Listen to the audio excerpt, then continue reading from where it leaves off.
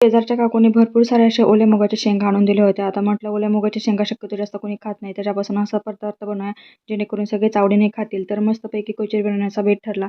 तर त्यासाठी एका मोठ्या ताटामध्ये साधारणतः 2 चमचे मैदा, त्यामध्ये चवीपुरतं मीठ आणि ओवा टाकून घेतला. 2 ते 3 चमचे तूप टाकून, पाणी टाकून त्याला मस्त असं घट्टसर पीठ मळून घेतलं.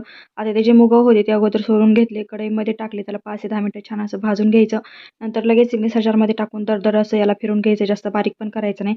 त्याच मिक्सर जारमध्ये आपल्याला 1 चमचा धने आणि 1 चमचा बडीशेप टाकायचं. त्यामध्ये मिरची, लसूण, अद्रक आणि थोडीशी कोथिंबीर आणि मीठ टाकून परत आपल्याला मिक्सरला फिरून घ्यायचं. कढईमध्ये तेल टाकून घेतलं, अगोदर जिरे टाकले आणि जेव्हा मिक्सरला आपण सर्वात अगोदर जो मसाला तयार करून घेतला होता ना, धने, बडीशेप, लसूण, ते सगळ्यामध्ये घालून घेतलं, मिक्स केलं. त्यामध्ये 1 चमचा बेसन पीठ टाकायचं जेणेकरून त्याची जी बाइंडिंग आहे ती एकदम छान येते. त्यामध्ये कोथिंबीर, त्यामध्ये थोडीशी लाल मसाला टाकून घेतला, चवीपुरतं मीठ टाकलं, कोथिंबीर टाकली आणि जो मुग आपण भाजून घेतले होते मिक्सरला फिरून त्यामध्ये घालून मिक्स करून घेतलं.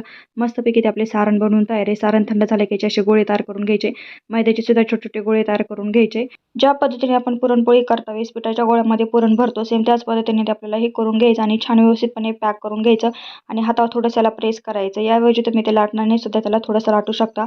लगेच ही जी आपण कचोरी बनवून घेतली ती तेलामध्ये तळून घ्यायची. तेल एकदम कडकडीत गरम नको, मंद आचेवर आणि कमी गरम तेलामध्येच आपल्याला ही कचोरी तळून घ्यायची.